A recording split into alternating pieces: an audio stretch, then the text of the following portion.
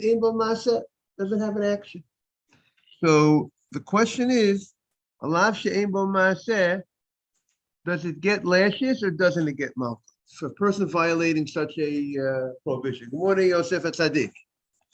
And the Gemara stated the view we hold in general that alav she'ein bo ma'aseh that doesn't have an action does not get lashes. That's the general opinion that we hold. There are exceptions to the rule, but that's the general opinion. But the Gemara brought a general opinion of Rabbi Yehuda. That Rabbi Yehuda holds that in general, alav she'ein bo ma'aseh, when the Torah says don't do something and a person does it, would, even if it doesn't have an action, would get lashes. And therefore, he needs a special pasuk by notar. He finds a special pasuk by notar that says if you leave it over to the morning, the Torah tells us, what do? You burn it if you leave it over to the morning. And by telling us that, Rabbi Yehuda says, that's the only reason why they don't get lashes by leaving over to the morning. They would have gotten lashes by leaving over to the morning because they violated what the Torah said. Torah says, don't leave it over to the morning. Even though the violation of leaving over to the morning was done in a passive way, it was not done in an action way. And Rabbi Yehuda holds you should be lashes, but the Torah says there's something else that has to happen and not lashes. The Torah says what needs to be done if a guy leaves it over to the morning? What's the kapara? What's the tikkun? The tikkun is burn it. So when the Torah tells, and that's the rule of lav hanitik la'aseh. When the Torah says don't do something, and then the Torah goes ahead and it tells you what to do if you did it, if you violate it. So the Torah is telling you, one of Mr. Ajmi, that the Torah is telling you that is what you need to do to fix up the lav. You don't need to get, he might be here later. So the Torah is telling you what you need to do here is something else, not the standard tikkun. There's a standard general fixing of a violation of a lav. The standard kapara is lashes, like the Rambam says. Maimonides writes, certain sins need certain types of fixing. Certain sins, it's enough to just repent on the spot, and then you'll be forgiven completely of kapara. Like a person violated an asay. Torah says, do something and you didn't do it. The punishment that's necessary to get kapara is you repent and then you'll be forgiven. Some things the Rambam say you needs lashes. Some things need pains, also go through different yisurim. Some things need actually death. Certain levels, depending on the level of the sin, is what's the appropriate remedy to get forgiven for that sin. A guy does and that's what the Gemara. Now that's the general rule. So the general rule for most lo saseis, when the Torah says don't do something, the remedy is malkut. That's the remedy. Guy, he wore shatnez. Good morning. He wore shat. Good morning, Ariel. Good morning, Rabbi. Good morning, everybody. Should feel good. Thank you very much, Rabbi. Amen. Thank you. Okay, we're on Dalet base 4b in Makkos. So, but here, Rabbi Yehuda says the Torah is telling you we're not going to give the normal type of tikkun for violating a lo saseh because I left it over to the morning. I left over the Torah says don't leave the korban pesach to the morning. The night of the 15th, you eat the korban pesach. This year, the night of the 15th will be Friday night. Torah says don't leave it over to the morning. And the Torah says in this situation, I want you to burn it if you left over to the morning. That's what you need to do. I'm not asking you to go ahead and get malkut. I'm not asking other things. That's what I want from you. That's your tikkun. But if the Torah would not have written that, the Torah would not have told you that you have to burn it in the morning. If Yehuda says what would have been the tikkun, would have been lashes, even though it was passive. Even though I just left it over to the morning. As Torah says, don't leave it over to the morning. I left it over to the morning. He would get lashes unless the Torah tells us this school of the Torah tells us they have to burn it. So, yes. Right. So that's what the Gemara derives. The Gemara derives that Yehuda's opinion is that on a low saseh, the Torah says don't do something. Even if it's you violated in an inactive fashion, you just didn't do something, you also would get lashes. You would get lashes for we call it a lav she'ein bo ma'aseh. Ma'aseh means action. A violation which does not carry an action, he holds you would get lashes. But this case, the Torah says you don't. Exactly. Now the Gemara is trying to understand where is his source. Where did he find the source? Because if you recall, when the Torah talks about lashes, the Torah connects the punishment of lashes next to a mitzvah of don't muzzle your animal when it's threshing. Torah has, and I presume, how do you understand that mitzvah of don't muzzle your animal when the animal's working in the field threshing? Is it that the Torah is concerned for the feelings of the animal? Or is it that the Torah wants to sensitize you how you need to act in certain acts of mercy? I would suggest perhaps, of course, we're not allowed to cause pain to an animal, right? What Samuel said? It could be both. But I think perhaps the more stronger point is the Torah wants us to act with kindness. And therefore, we have to act with kindness. We have to be sensitive to the animal. And therefore, we can't cause it any pain. And therefore, we have to, even this level of sensitivity. And if we're sensitive to animals, we'll definitely be sensitive to human beings. So that's that perhaps. But the Torah, when the Torah says don't muzzle the animal, it's an action. It's a violation with an action. And yet Rabbi Yehuda says we're not going to compare all the cases to that case of muzzling, because you would say compared to muzzling, that's the case that's next to the punishment of lashes. So you would have said maybe we should compare it to the muzzling, and yet he says we don't. So he must have some other source that you would get lashes for even without doing an action. Allah says without an action. So he's not comparing it to the muzzling. So what is he comparing it to? So that's the last pursuit that the Torah breaks and says that you love to korban. Yes. The kapara is to burn it.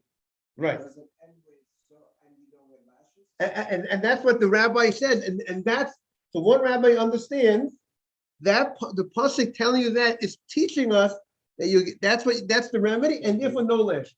Yeah, but it doesn't. It's not specific, right? It doesn't say it. It's an inference, correct? Because they say burn it, must be. You don't get lashes. You don't get lashes. Otherwise, why are you telling you to burn? Right. And the other opinion would say, but the other rabbi might say, Torah tells you to burn it. You wouldn't get lashes anyways because there was no action. But here the Torah is telling you, but I want something else to be done. I want some, even though you're not going to get lashes because why? There was no action. The other rabbi would learn. But still, the Torah wants to give you an addition. That's right. That's right. So It doesn't say you don't get lashes. The first argument is you're not getting lashes because of the past. That's the weak argument. Because there's plenty of So generally being passive, you don't get lashes. Right. Generally, you will not get lashes. Right. Right. So now you need to find, and that's what we hope. Not only not getting lashes because there's another thing to do to remedy it. It's showing you where you get lashes. It's like two. And so now the Gemara, but now Rabbi Yehuda has a chidush, and he says even if you're passive, yes. Because from this pasuk we learn that because you burn it, you don't get lashes. That is a lot say if you don't have to do something after, like you know actually you have to afterward, you still get lashes. Then he would get lashes. Yes, but not say you should get lashes, but because here they say burn it. So we understand, okay, so I have to burn it afterward, even if I didn't do it before, so I don't get lashes, but if I did just look He's holding that the passive should get lashes. Right, Yes. right. But you could argue, right, but that's Rabbi Yehuda, but like that. But the Rabbanan say like this. The pasuk of burning it if you left over in the morning is not coming to tell you not to get lashes. The pasuk is just telling you, I'm giving you a new mitzvah. What's the new mitzvah I'm giving you? Meaning you won't get lashes because you were inactive. But now the Torah wants to create a new mitzvah. How do you need to treat? What do you need to do with the Korban Pesach that you left over to the morning? Not that this action, not related to lashes. That's how the Rabbanan are going to say. This Torah gave a new mitzvah. A new mitzvah. I want you left it over to the morning. You didn't follow instruction. This is what I want you to do. Not with- getting less anyway. And you're not getting less anyways, but here's what you need to do. Supposed This is what in this situation, exactly. So basically, there are other ways of remedy besides lashes, as for example. Right. There could be other. We're arguing whether you should pay a fine and your lashes or just the Right, we- lashes, not both. We had that discussion also. So- But that's another case. I know, oh, so this is Right, not right. continuation of that. We're gonna get to it. Stay tuned. We're gonna use that in a minute. It's on the table, but we're not yet at that spot. We're gonna get there. So that's one of the steps of the Gemara coming up. So the Gemara said, now look at the Gemara on Dalet Amud Beis. The Gemara says, we're up to the Gemara. We'll look at Ula. You have Ula? The first word of the line is Ula. In the English, it's where is it in English? 4b2. 4b2 in the English, fourth line from the top. Ula. Ula is trying to find the source for Rabbi Yehuda's ruling that being passive, you violate a lo saseh, you would in general get lashes. Where is the source that without doing an action, you could get lashes? Ula, Gama me Motzi Shemra. He learns from Motzi Shemra. He learns, morning, Mr. Haber. He learns from the case of Motzi Shemra. What was the case of Motzi Shemra? The husband was, we classify that as inactive. Even though Rabbi, what do you mean it's inactive? He came to court, he said about his wife, but the way he sinned with his mouth. He didn't sin with his hands. He didn't sin with his eating, which is more of an action. Speech, the Gemara defined that we call that not active. Like that's maybe why we find the concept in America, the freedom of speech.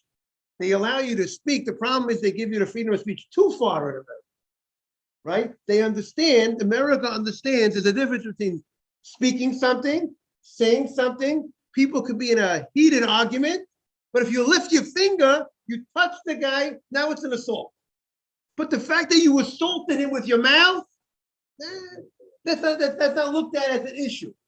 Why? Because the way the court system over here looks at, one, you did an action, you hit the guy, and one, you were verbally, and they understand that's a difference between, one's an action, and one they define as a lower level type of thing.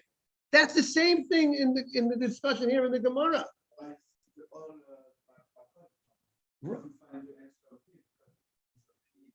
Very good. That's what the Gemara is going to use. Very good. Very good. That's what you. Okay, we're going to get to Edom Zoma too. That's what that kind of vid was saying. That's what you're saying. That's going to be the next step. The Gemara. He's going to be the batter up. He's going to be the batter up, and he's going to be the real home run hitter. He's going to be the Gemara's going to conclude with that idea. But at this point in the Gemara wants to show. The Gemara is showing there are different opinions in how you interpret speech. You look at speech, you treat speech like action, and therefore, if a guy does an action, he put on a coat that has wool and linen, he shaved with a razor, he ate pork, those are all action-packed mitzvot violations, and they carry with it lashes.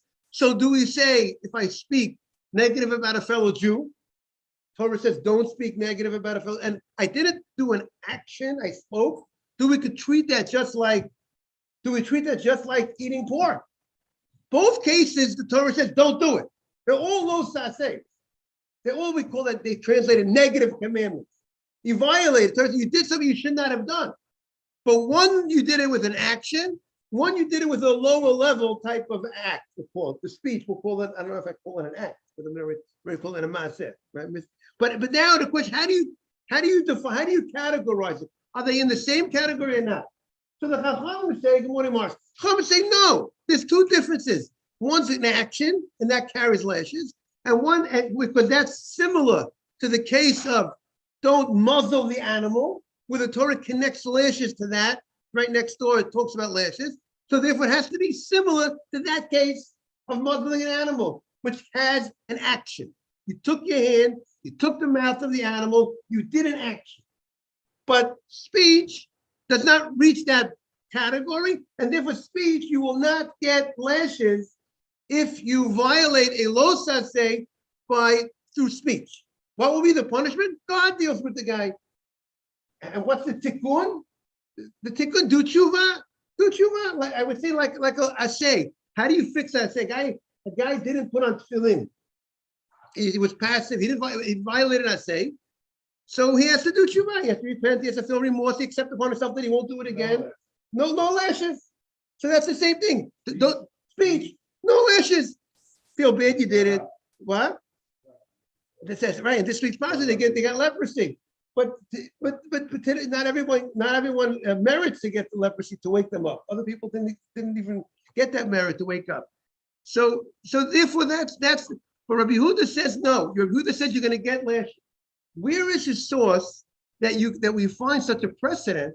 Because remember, we have a rule also. You only can take if you can't add. If you see something, you can't create an obligation of something if it's not equal to the thing that you found the precedent, right? The novelty is to create an obligation. The novelty is to say you're going to give him lashes. So how can you go ahead and if this case doesn't seem comparable to the other case, because this case is not action-packed, so how could the fact that the Torah says there's lashes in a case of threshing, whether you did an action when you muzzled the animal and it was threshing, how could you compare other cases which don't seem to be that level? And you want to create a punishment on the guy. You want to give the guy lashes for doing an action which is not the same type of, to doing a violation, which doesn't seem to be the same level of that other violation. Because one was with speech and one was with more action. Deeper speech, right? I'm saying speech and being passive, we're gonna put into the same category. And we're gonna call them both inaction. Now we're not gonna turn not action. They're not action. We're gonna call them a word is not action. The Gemara defines Adam Zomimim. That's gonna be now you're with Dr. Navid. That's the Gemara. That's the next. Everybody's on the same. That's what the Gemara is going to bring next. That's going to be next one. What? The second temple was destroyed based on Sinat Canal, which is passive. No, which is you bring out a great point. Lashon hara, speech is or being passive, or if I hate someone in my heart, the Torah gives prohibitions. I can't hate someone in my heart. I can't go ahead and speak negative. Maybe that's why people violated those things. Why it was rampant lashon hara? Why was negative talk rampant? Because they said it's only speech. It's only speech. What am I doing? People are not careful. What? We're going to call that right. That's a very right. And with some way the Torah considers it like killing someone. Right. The answer is that there's two types of punishment. There's the punishment down here. Right. So the court down here has one level, and the court up there has a different measuring stick.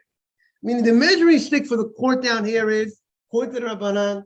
The only way the court will get involved and we're going to whip a guy for doing something, he has to do an action, act mitzvah, violation. That's the opinion of the Rabbanan. But if he did not violate with an action, that God deals with. And it could be God might look at it in a stronger sense. You know, you should know that I think the Rabbeinu Yonah maybe says, how is it possible? How is it possible that that lashon hara in the second Beit HaMikdash? You mentioned the second Beit HaMikdash. Lashon hara, negative speech, equaled the sins of the first temple. Avodah zarah, gilei arayot, shfichut dam. How could the sin of negative speech on a fellow Jew equal those three sins of adultery, idolatry, and murder? So one idea he says is that lashon hara is something that's done many, many times on a regular basis. So when people are, like the Chafetz Chaim talks about, a baal lashon hara, What's a Baal Lashon Hara? I mean, he's an owner of Lashon Hara, like a Balabais. He owns the house, the Balabayit. He's so much, this is what he does on a regular basis. That's the guy who's really terrible. The guy who's really terrible, that we have to never be called a Baal Lashon Hara. A person that Chas v'Shalom makes a mistake, he said something wrong about it's bad, but it's not about the gossiper, the guy who does it on a regular basis.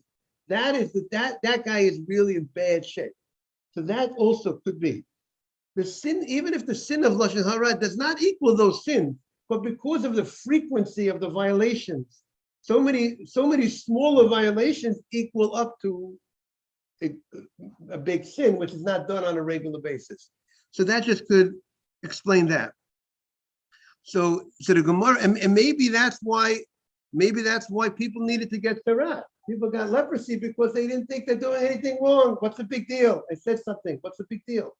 That's why the Chavetz Chaim wrote his Sefer, because he saw so many people. He wrote in the 1860s, I think something around that, maybe 1880s, that he saw that so many people were not careful. Why weren't the Jewish people? These are people that were keeping Shabbat, they were keeping other mitzvot. You don't have to do it. That's why no one has to do it. What did you say?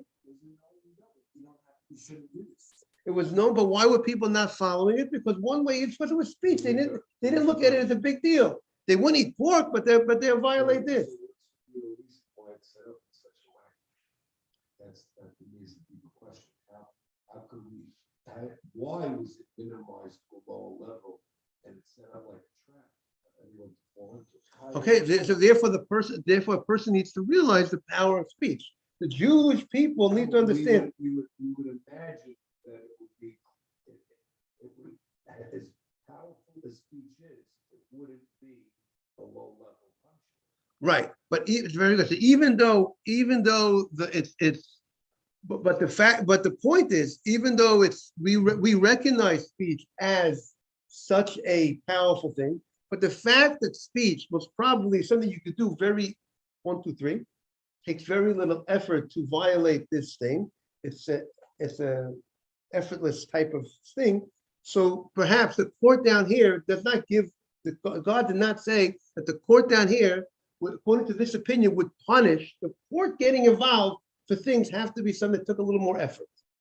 You had to do an action. You got your hands dirty. You did something. You ate something. But the court down here, on an effortless type of sin, that type of sin. What do you say, Mr. Haber? Okay, we got to say it. An effortless. If Mr. Haber agrees, it's good. By the way, you should know it's good. If an effortless type of sin you violate with such little effort, so maybe that's Hashem's mercy in a certain sense. That he does not tell the court down here, give the guy lashes. Rather, let the guy just repent and that's it.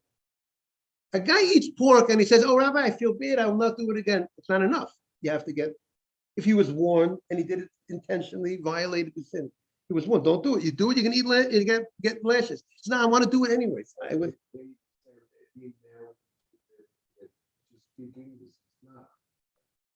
That's say they can speak. Which uses only speech, he's a witness, he says only speech, he's not considered in this law. Oh, so that's going to be the Gemara's. That's going to be the Gemara's proof. Because that's going to be the source for Rabbi Yehuda. The Gemara is going to use witnesses that we give them lashes. If the case of Adam, there's a case of Adam Zomimim that they get lashes. Let's say we have a case, and they just use their speech. That's what the Gemara is going to get to. The Chachamim will say that's an exception to the rule. There's the rule, and then there's the exception. That's going to be the exception. The rule is they got to do an action. But witnesses, Adam Zomimim, those guys, you came to you weren't just saying a not nice thing about another guy. You know, the guy has an ugly tie. You came to court. You said words that you testified against someone. That will give you. There'll be a case that you'll get lashes for that. That's in a section. Torah is going to be strong. The Torah is going to be strong with the guy. That was not so effortless. Yes, that actually go to court, even though the sin was done very effortless. I just opened my mouth. I said, the guy owes the guy borrowed $100 from the guy, whatever.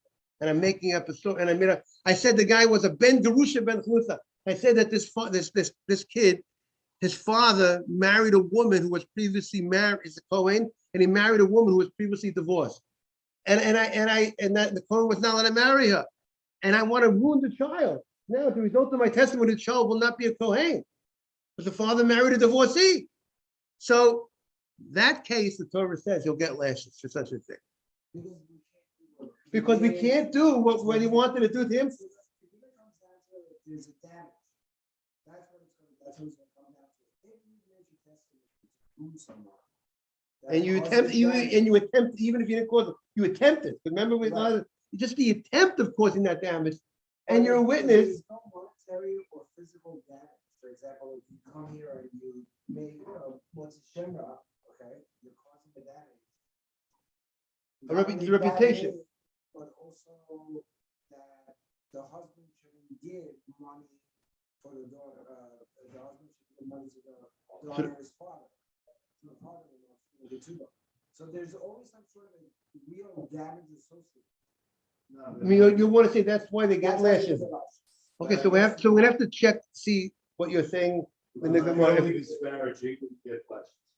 No, but it is If you only disparage, you get questions. most of the case in Zomini we do kashas and simple. And there's exception to the rule when we cannot apply to the edim, so we give them lashes. Right. But there is that precedent. We do find that precedent. What? Some of it's what they wanted to do to the other guy. Torah says in general, you do to win if that's zaman. What they can't, they attempted to do to the other guy. They wanted to bring the other guy down and wanted to obligate him money. They want to obligate him less, want to obligate him debt. Okay, so that's what the Gemara says. So the Gemara, Oma Ula. Ula says, Ula would be happy. See, we speak about him a lot. He would be appreciative. He would be here today. See, Rabbi, we're doing good here in the Geshir. Oma Ula, Gama Memoti Shemra. Ula says, right, Mr. Shafi? Ula says, Gama Memoti Shemra. Ula says that the source that being, so to speak, inactive, just you get Malkut, it's from Moti Shemra. Ma Moti Shemra, when the guy badmouthed his wife, Lav She'em Bo Ma'aseh, it's a violation that did not have an action. He used his mouth to defame his wife, and Lokan Alav, and he gets lashes for such a testimony about his wife. Therefore, that's a model for all cases that's a low, when you violate the Torah. The Torah says don't do something, and you do it, and you violate it, even though you did not do an action. Therefore, we're going to use that as a source for all cases when the Torah says don't do something and then you didn't follow it, you would get lashes for such a thing. Where do we find the precedent? We find the precedent from Motzi Shemra. Motzi Shemra, the husband was, so to speak, didn't do an action. He did words which we're not classifying as action, and yet he gets lashes. The Torah says, "V'yisruoto," you hit him, that the court will punish him, hit him. So too, other cases will also get lashes, even though it does not have an action. But the reason why leaving overnight doesn't get lashes, because the Torah gave us some other way to fix it. Torah told us, I don't want you to do the standard lashes, and I want you to tell him to burn the nota, the leftover food. That's the explanation of Ula for the source of Rabbi Yehuda of how does he know all over, in general, there'll be lashes for violating a lo saseh, even if he did not do an action. And I think the Rambam or someone said, what was the lo saseh by Motzi Shemra? The lo saseh by when you defamed his wife, Torah says, lo selech rochil ba'amecha.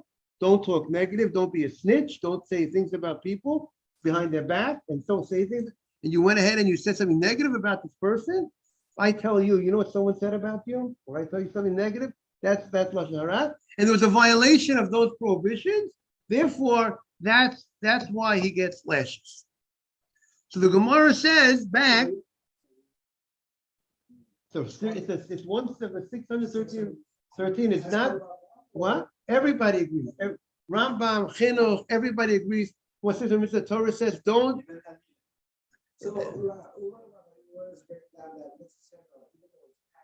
Passive, correct. We call it passive. And You it can, see, you see, still get lashes. exactly. And therefore, we would learn out from there. What did you say? Supports Rabbi That is the source. He wants to say that that is the source for Rabbi Yehuda. And the Gemara challenges Ula's reason for Rabbi Yehuda. Why? Because the Gemara wants to say you can't say that that's Rabbi Yehuda's source. Why? Because Motzi Shemra is a unique situation. The Torah goes very unusually strict about a Motzi Shemra, unusually strict about a guy who defames his wife, because the Torah does something where it never does, generally does not. It gives 2 punishments for 1 violation. He gets lashes and he has to pay money to the father. So you can't use that as a source for all over for a guy violating a lo saseh without an action. Maybe there where the Torah showed you that this case, defaming a wife is its own category. It doesn't work with the normal rules. So if it doesn't work with the normal rules, you can't use that as a, what do you call it, a prototype for everything else. It's called a chidush. It's something novel, something unusual, and therefore you can't use it as a source for, it's like you say, you started up with the prince. The king gives you a certain punishment. You start up with the prince, so you're going to apply the same punishment to everybody else. You start up with a regular guy. With all due respect to a regular guy, he's not the prince. The guy defames his wife. The Torah gave such serious punishments. You can't use it to learn out everywhere else. Will be similar in that strictness, and we'll give and therefore we're gonna say the same way over there. They get lashes. The husband gets lashes by just merely saying words about his wife. Therefore, morning, Mr. Feldman. Therefore, we're going to say all over by saying words you're going to get lashes. No, maybe the case of of Motzi Shemra by defaming morning, Mr. Feldman. Defaming one's wife is a much higher level sin, or it's much higher, it's its own category. The Torah shows you, the Torah, as the expression goes, the Torah threw the book at the guy, gave an extra, an extra punishment over there. So therefore, you can't use it as a source. So that's what the Gemara says. Ma'ala Motzi Shemra shekain lo k'mishaleh. Motzi Shemra is different. It's unusual. The guy who defamed his wife, we find the Torah gives him both lashes. The husband gets lashes for making up a story about his wife that she was unfaithful, and he has to pay the father a fine. So therefore, you can't use that as a source. Good morning. You can't use that as a source for all over, that by just merely speaking words about somebody, negative words, will carry lashes. The Gemara is looking for a source that by doing it, when the person violates the Torah, it says, don't do something, and you did it, but you did not do it through an action. You did it through speech, which is a lower level act. You can call it that. I'm not supposed to call it act. The lower level type of, you did much less effort was done when you speak than when you do an action. And we hold in general, you will not get lashes when you violate something by being inactive or without a level of action. Adam Zomim, so the Gemara now is going to use Adam Zomim. Now it's going to use that right now. That's going to be the next step of the Gemara. The Gemara now is going to say, I have a different rabbi is going to come onto the scene. Elama Reish Lakish. Reish Lakish, I have a different source, because you can't use Motzi Shemra defaming the wife as a source, because the Gemara wanted to say, look, I have a source. Defaming a wife is done through speech. It wasn't action. He just opened his mouth. 1, 2, 3. He didn't eat something. He didn't hit somebody.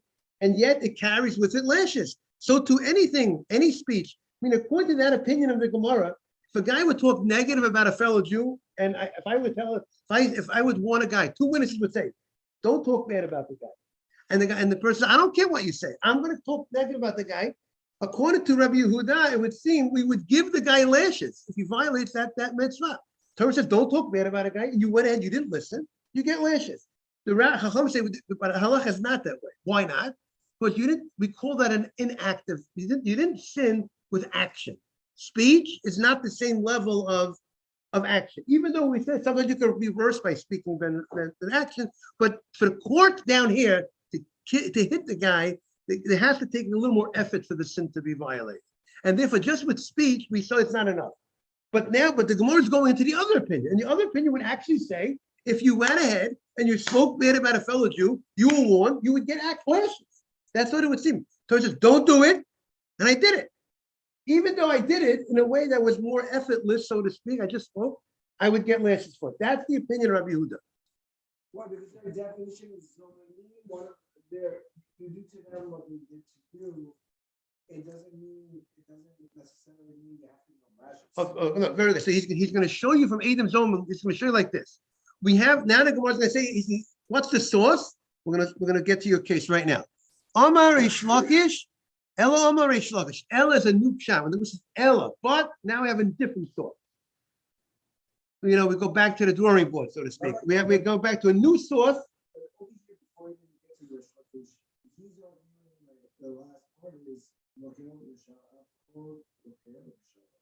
Right.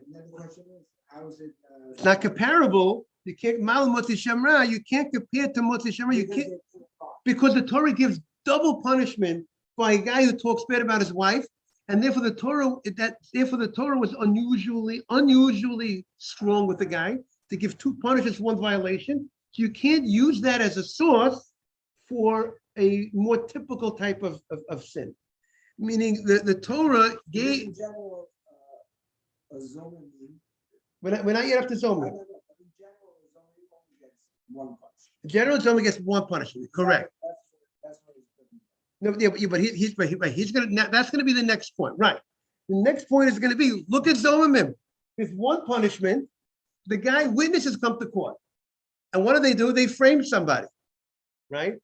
And then in a case when you can't, now there are cases that you can't do to the witnesses what they wanted to do to the other guy. There's technical reasons why. The general rule is if two people frame somebody, we do to the witnesses what you wanted to accomplish. You wanted to kill a guy, we're going to kill the witnesses for framing the guy a murder. We're going to kill it, we're going to give lashes to the witness. If they framed the guy, they wanted to cause the guy to get lashes.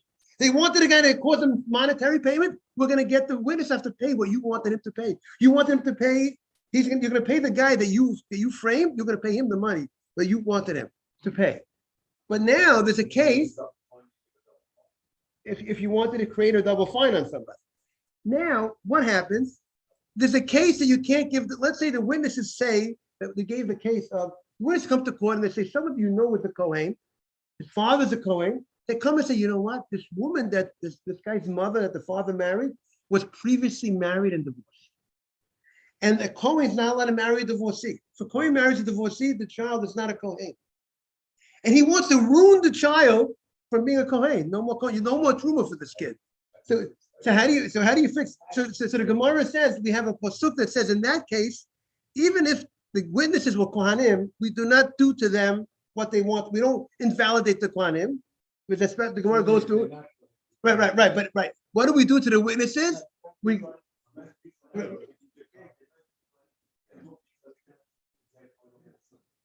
So what do we do? We give the no. We do to the witnesses. Even if they're Kohanim, meaning they wanted to create this guy to be a non-Kohen. They wanted to defame his. Even if they're Kohanim, we're not gonna do to the witnesses. In that case, it's gonna be an exception. We're not gonna invalidate these witnesses who are Kohanim that they're gonna now lose the right to eat truma, even though they wanted to cause that to that child. They wanted to make that child invalid for truma. This is an exception.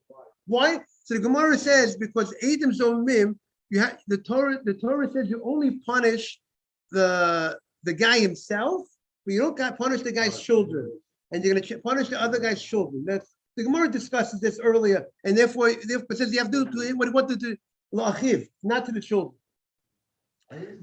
Yeah. It's now. So the Gemara says. So look at Adam Zomim.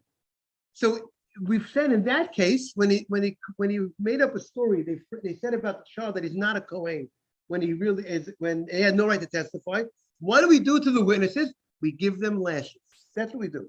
So now, how did they sin?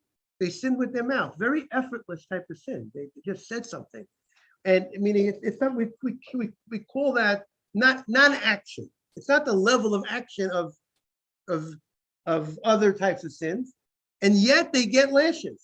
So the Gemara wants to say that is the source for Rabbi Yehuda, that even though the sin was violated without an action, just mere speech, they get lashes. So too, if a person violates, the Torah says, don't talk negative, don't snitch on somebody, don't tattletale. If you did that, you would also, the person would also get lashes. That's what the Gemara wants to use Edom Zomimim as the source.